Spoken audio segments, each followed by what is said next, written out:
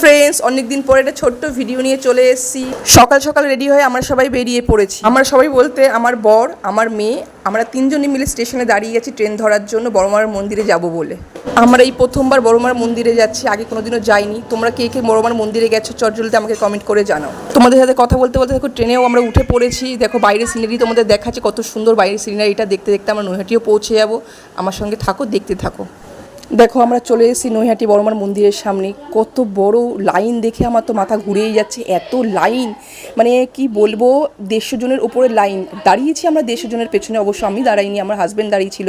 আমরা ডালা নেওয়ার জন্য একটা দোকানে দাঁড়িয়েছিলাম, আমি আমার মেয়ে। ওখান থেকে ডালা নেব, নিয়ে আমার হাজব্যান্ডের কাছে যাব, লাইনে দাঁড়াবো।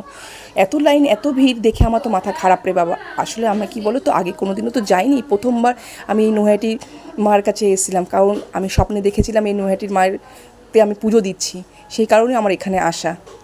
লাইনে তো দাঁড়িয়ে পড়েছি, কখন ভাবছি যে বড় মায়ের মুখটা দেখবো, তারপর একটু শান্তি পাবো। কারণ এই বড় মায়ের মুখ দেখার জন্যই আমি মানে 1-1.5 বছর ধরে খালি আসবো আসবো আসবো করে আশাই আমার হয় না, একটার পর একটা বাধা পড়ে যাচ্ছে।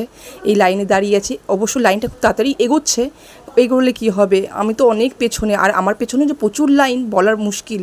দেখো আমরা আস্তে আস্তে এগোচ্ছি মন্দিরের দিকে। সামনে একটা স্টল বসেছে, স্টলের মধ্যে ধাগা আছে, ধাগারও কেনার ইচ্ছা ছিল, কিন্তু তখন আমাদের মাথায় ছিল না ধাগাটা নেওয়ার জন্য। দেখো আমার মেয়ে, আমার হাজবেন্ড আমার সামনে দাঁড়িয়ে আছে, আমি এগোচ্ছি আস্তে আস্তে। মন্দিরে অনেক কাছেই চলে এসেছি, বেশি দূরে আর নেই। দেখতে পাচ্ছ সামনে মন্দিরটা। আসলে আমাদের যখন ডালা নিয়েছিলেন, ডালার সাথে একটা দিয়েছিল তোমার চুনরি, যে চুনরিটা বাঁধতে হয়, বেঁধে মানত পূরণ করতে হয়, মানত করতে হয়, আর মানত পূরণ হয় সেই চুনরিটা। তোমরা দেখতে পাচ্ছ মায়ের ছোট্ট একটা ভিডিও আমি তুলেছি। আসলে ভেতরে ঢুকে কোনো ভিডিও তোলার নিয়ম নেই বা ফটো তোলারও নিয়ম নেই, তাও আমি তোমাদের দেখানোর জন্য ছোট্ট একটা ভিডিও তোমাদের সাথে শেয়ার করলাম। দেখো আমরা পুজো দিয়ে বেরিয়েও পড়েছি, গল্প করতে করতে এগোচ্ছি গঙ্গার ঘাটের দিকে। গঙ্গার ঘাটের দিকে এগিয়ে কটা খাওয়া দাওয়া করবো, একটুখানি গল্প করব, একটু গঙ্গার জল মাটিতে মায়ের গায়ে, আমাদের গায়ে ছিটাবো। দেখো আমার বর, আমার মেয়ে ফটোও তুললাম আমার সঙ্গে।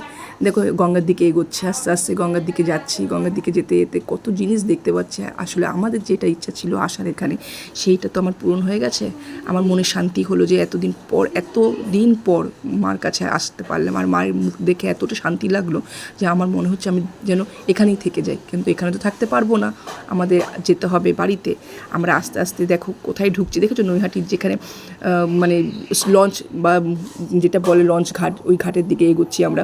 ওখান থেকে ভেবেছিলাম বাবুঘাটের টিকিট কাটবো, কিন্তু ওখানে কোনো বাবুঘাটের টিকিট হয় না, অনেকটাই ডিস্টেন্সে বলে বাবুঘাটের টিকিটটা ওখানে হয় না। কারণ একবার আমরা জিজ্ঞেস করছিলাম টিকিট কাউন্টারে যে টিকিটটা হবে কি না, গেছিলাম আমরা বাবুঘাটের টিকিট কাটতে, কিন্তু কী করব, দুঃখের বিষয় এখান থেকে বাবুঘাটের টিকিট দেওয়া হলো না। কেন, এখান থেকে এত ডিস্টেন্সে বাবুঘাটের টিকিট হয় না, তার জন্য আমরা ওখান থেকে বেরিয়ে পড়লাম স্টেশনের উদ্দেশ্যে, স্টেশনের দিকে যাব। তার আগে আমরা একটু গঙ্গার কয়েকটা সিনারি তুলে নিলাম, গঙ্গার দিকে গেলাম, কয়েকটা ফটো তুলো বলে। ফটো তোলা হয়ে গেলে পরে আমরা ওখান থেকে বেরিয়ে যাব, এই প্ল্যান করেছিলাম। কিন্তু তার আগে আমাদের একটা প্ল্যান হয়েছিল যে আমরা এখান থেকে সোজা ভূতনাথ যাব, তার জন্য আমরা বাবুঘাটের টিকিট কাটতে উপরে উঠেছিলাম, কিন্তু ওরা বললো এখানে বাবুঘাটের টিকিট পাওয়া যায় না। তারপরে আমরা ওখান থেকে রওনা হয়ে গেলাম স্টেশনের দিকে। কেন, ট্রেন ধরে আমরা সোজা যাব বিধাননগর, ওখান থেকে আমরা ভূতনাথে যাব। তার জন্য স্টেশনে গিয়ে একটু খাওয়া দাওয়ার জন্য কোল্ড ড্রিঙ্কস, বিস্কুট এসব কিনলাম।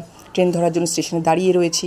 ওখান থেকে আমরা কিছু কেনাকাটির পর শুনলাম যে ট্রেন আসে, এবার অন্য প্ল্যাটফর্মে যেতে হবে, তাই জন্য আমরা ব্যাক করে অন্য প্ল্যাটফর্মের দিকে এসে ট্রেনে উঠে দেখো বাড়ির দিকে রওনা দিলাম। দেখো এখন ট্রেনে বসে রয়েছি, যাচ্ছি বাড়ির দিকে, বাড়ির উদ্দেশ্যে।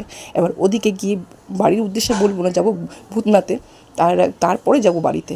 তো বন্ধুরা, ভিডিওটা এখানেই শেষ করলাম। আমার পরে ভিডিও দেখার জন্য আমাকে লাইক, কমেন্ট, শেয়ার করুন। Tata, bye bye.